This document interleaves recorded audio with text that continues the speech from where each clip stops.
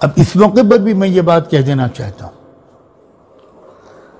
کہ اس وقت بہت زیادہ ریسرچ اس موضوع پر بھی ہو رہا ہے کہ روحوں سے رابطہ ہو جائے.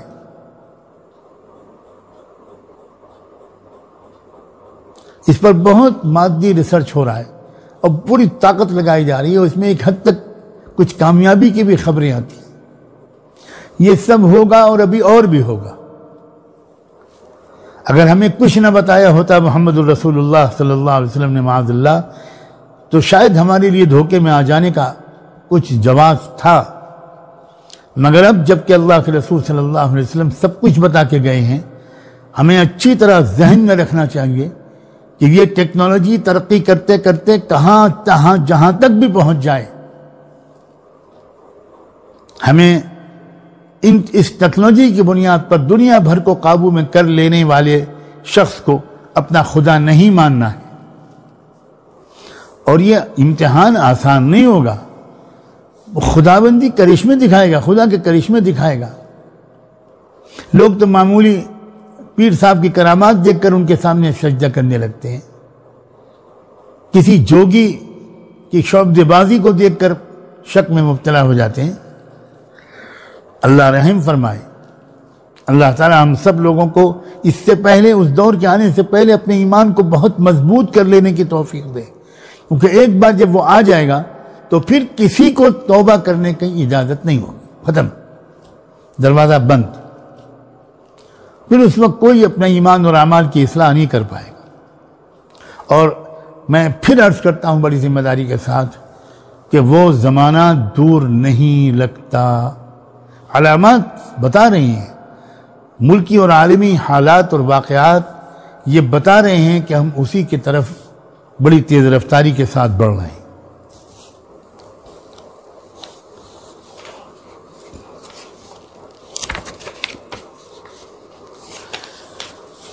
اس طرح کی بہت سی چیزیں ہیں. میں وقت بچانے کے لیے سب چیزوں کا اس وقت ذکر نہیں کر پا رہا ہوں، لیکن ایک بات سمجھیے کہ اتنی ساری چیزوں کے باوجود یہ اس کو جو قدرت ملے گی، جو طاقت ملے گی، جو کنٹرول ایک طرح سے وہ کرنے لگے گا اس دنیا کے نظام پر، اور بہت بڑی حد تک تو کنٹرول اس کا حاصل ہو ہی چکا ہے. اس کے باہر نکل کر آنے میں صرف اتنی ہی دیر باقی ہے کہ جب یہ کنٹرول 100% ہو جائے گا.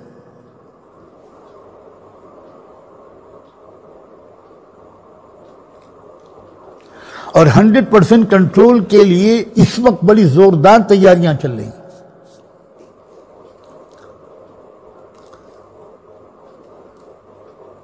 ایک بات میں یہاں پر ذکر کروں، اور شاید میں زندگی میں پہلی بار ذکر کروں گا. 15-20 سال سے میں اس سلسلے میں کچھ غور و فکر و مطالعہ کر رہا ہوں. قرآن مجید کی ایک ایسی آیت ہے جس کی تفسیر میں کافی مشکل پیش آئی ہے علماء اکرام کو اب تک، جس میں اللہ تعالیٰ نے حضرت سلیمان علیہ السلام کا تذکرہ کرتے ہوئے ارشاد فرمایا ہے وَأَلْقَيْنَا عَلَى كُرْسِيِّهِ جَسَدًا ثُمَّ أَنَابَ، کہ ہم نے سلیمان کی کرسی پر ایک جسد، ایک باڈی ڈال دی. آپ ذرا غور کریں، ایک باڈی ڈال دی، ایک جسم ڈال دیا. کیا مطلب ہے اس کا؟ اوہو، اس جسم کی کیا حقیقت تھی؟ اس سے مراد کیا ہے؟ بہت ہی زیادہ محنت طلب یہ موضوع رہا ہے.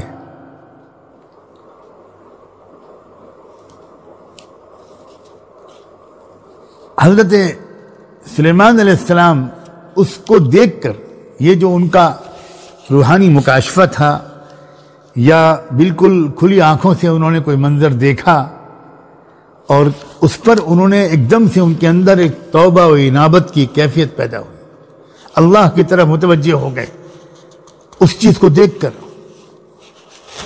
اور اللہ تعالیٰ سے انہوں نے اسی وقت ایک دعا مانگی کہ رب ہب لی ملکا لا ينبغی لأحد من بعدی، یہ بہت ہی اہم بات ہے. اس کو دیکھ کر آپ نے اللہ تعالیٰ سے فوراً ایک اپنی ایسی ایک حکومت اور ایک سلطنت کیوں مانگنے لگے کہ اللہ مجھے ایسی اقتدار دے دے کہ میرے بعد کبھی کسی کو نہ ملے. یہ کیا چیز ہے؟ اللہ اکبر.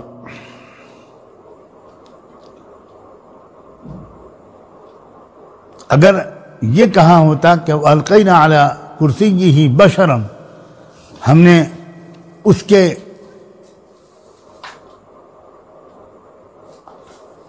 کرسی پر ایک انسان کو بٹھا دیا، ایک شخص کو بٹھا دیا، اگر یہ فرمایا ہوتا اللہ نے تو مفہوم دوسرا ہوتا. لیکن فرمائے جسدن، یعنی ایک ڈھانچہ بٹھا دیا، ایک جسم بٹھا دیا. اور وہ جسم ایسا معلوم ہوتا ہے کہ جسم تو انسانوں جیسا ہے لیکن روح انسانوں والی نہیں ہے. یہ بہت اہم بات ہے، کیونکہ دجال کا وجود جو ہے وہ بظاہر انسانی وجود ہوگا، لیکن اس میں انسانی روح کے آثار نظر نہیں آتے. جہاں تک روح کی بات ہے تو اس میں تو اللہ تعالیٰ نے جو اپنی انسانی مخلوق کے بارے میں ارشاد فرمایا ہے کہ وَإِذَا سَوَّيْتُهُ وَنَفَخْتُ فِيهِ مِن رُوحِي فَقَعُوا لَهُ سَاجِدِينَ. قرآن مجید میں ایک سے زیادہ مقام پر یہ الفاظ آئے کہ آدم علیہ السلام کا جب پتلا بنایا اللہ نے، اور اس سے پہلے اللہ نے یہ فرمایا تھا کہ جب میں اس کو پورا پورا بنا دوں، ڈھال دوں، وَنَفَخْتُ فِيهِ مِن رُوحِي، اور اس میں اپنی روح پھونک دوں، تو پھر تم اس کے سامنے سجدے میں گر جانا.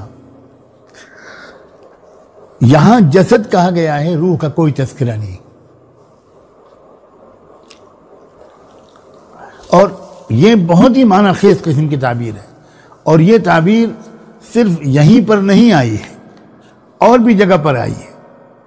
میں اس وقت وہ آیات آپ کے سامنے ابھی نہیں شاید پیش کر سکوں، کئی آیات ہیں، میں انشاءاللہ ان کو پیش کروں گا جس میں اللہ تعالیٰ نے جسد کا لفظ استعمال فرمایا ہے انہی جگہوں پر جن کے اندر روحانیت نہیں، انسانی روحانیت ہے ہی نہیں، بالکل روحانیت سے خالی ہیں وہ. یہ جو تعبیر ہے یہ بہت ہی معنی خیز ہے، بہت معنی خیز ہے. ایسا معلوم ہوتا ہے کہ اس وقت میں بات کو مختصر کر کے عرض کروں کہ سارے ہی انسانوں کے اندر کی روحانی پہلو کو مار ڈالنے کی تیاری ہو رہی ہے. پہلے تو اس مغربی تہذیب نے، اس مادی تہذیب نے پہلے کروڑوں انسانوں کی روحانیت کو پہلے ہی ختم کر دیا.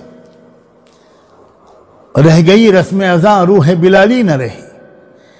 اگر کچھ اعمال ظاہری ہیں بھی تب بھی روحانیت نہیں ہے یا نہ ہونے کے برابر ہے. اور باقی اکثریت تو ان لوگوں کی ہے جن میں وہ ظاہری اعمال بھی نہیں ہے، روحانی حص بالکل مر چکی.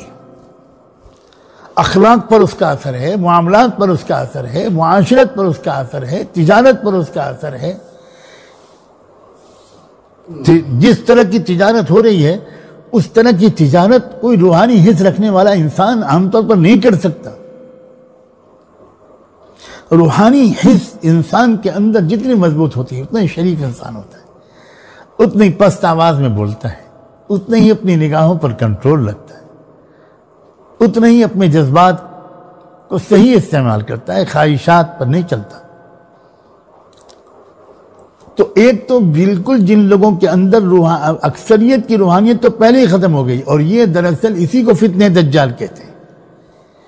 یہ فتنہ دجال جو ہے اس کے بہت سے مراحل اور مدارج ہیں، ایسا معلوم ہوتا ہے.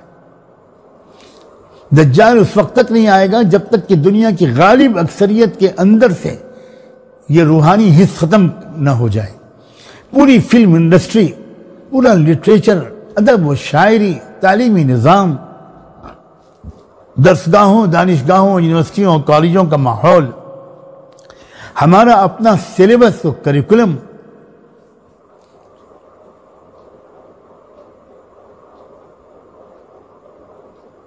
ہمارا بینکنگ سسٹم، ہمارا اکنامک سسٹم، ہمارا سوشل سسٹم، ذرا پلیز غور کریں، کیا یہ روحانی حص کو بڑھانے کی کوشش کرتا ہے یا گھٹانے اور ختم کرنے کی کوشش کرتا ہے؟ کیا تاثیر رکھتا ہے؟